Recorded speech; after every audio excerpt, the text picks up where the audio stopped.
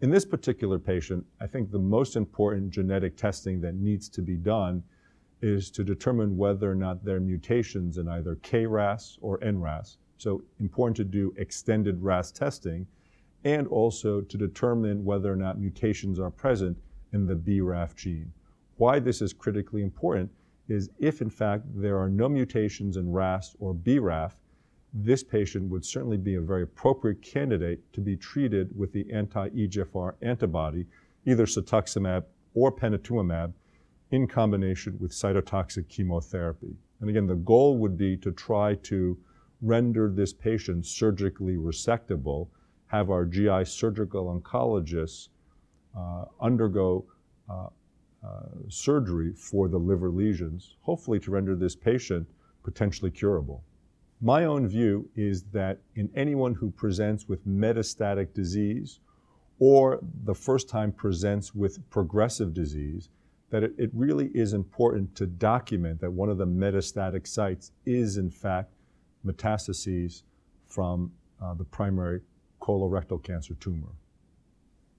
The overall prognosis for this patient is still somewhat poor, although with the improvements in chemotherapy and the improvements in biologic therapy, and now our better understanding of the importance of sidedness of the primary tumor, the median overall survival is now approaching 3 years, which is really quite remarkable.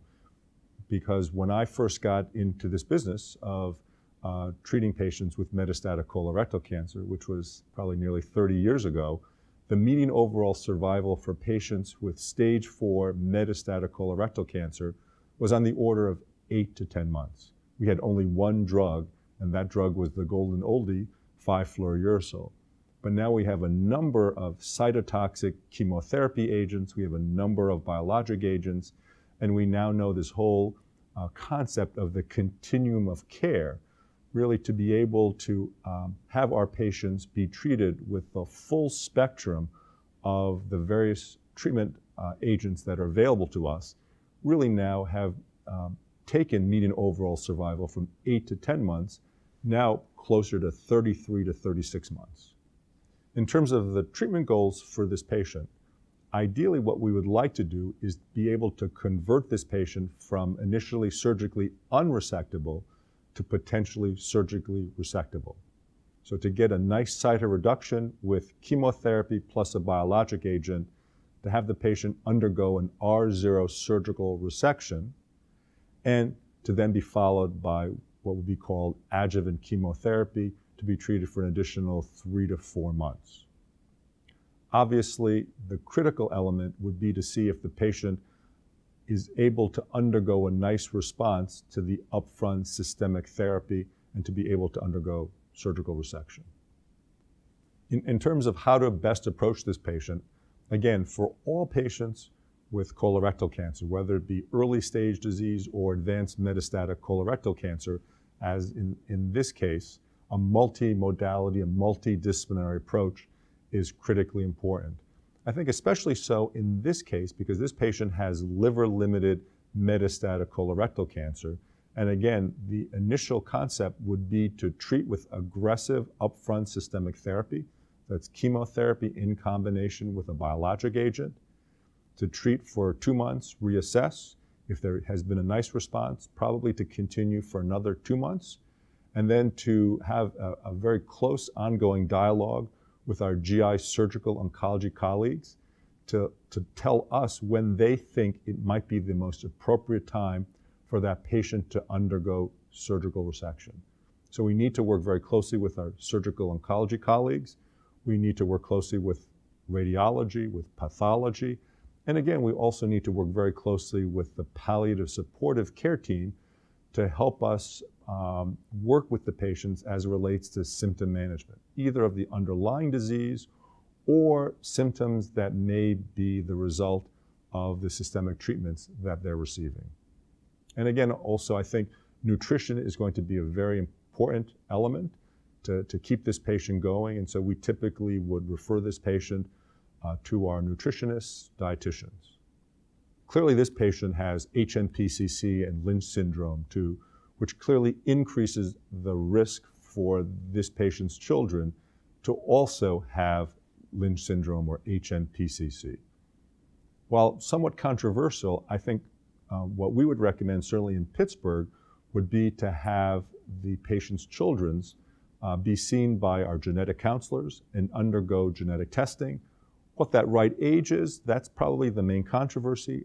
I think in speaking with our high-risk genetic counselors, the recommendation would be to undergo genetic testing starting at age 18.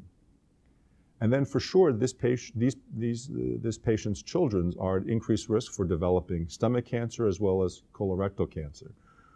For colon cancer screening, the recommendation would be to undergo colonoscopy screening, probably starting at the age of 20, and then to have either annual or biannual colonoscopies from that point on. Because we do know that in patients who have HNPCC, the colon cancer usually starts somewhere in the early 20s and is a much more aggressive form of colon cancer. There's also an increased risk for these kids to develop stomach cancer.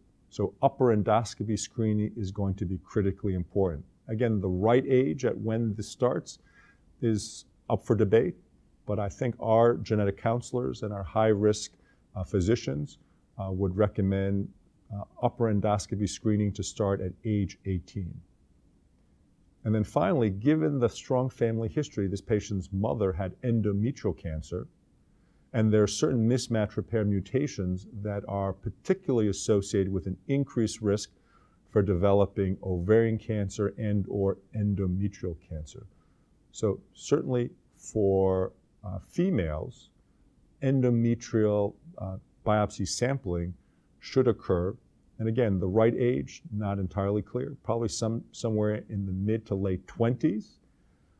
I think the other issue to discuss very carefully with females is whether or not a total hysterectomy and removal of the ovaries to completely prevent the possibility for that patient to experience either endometrial or ovarian cancer should be discussed very carefully.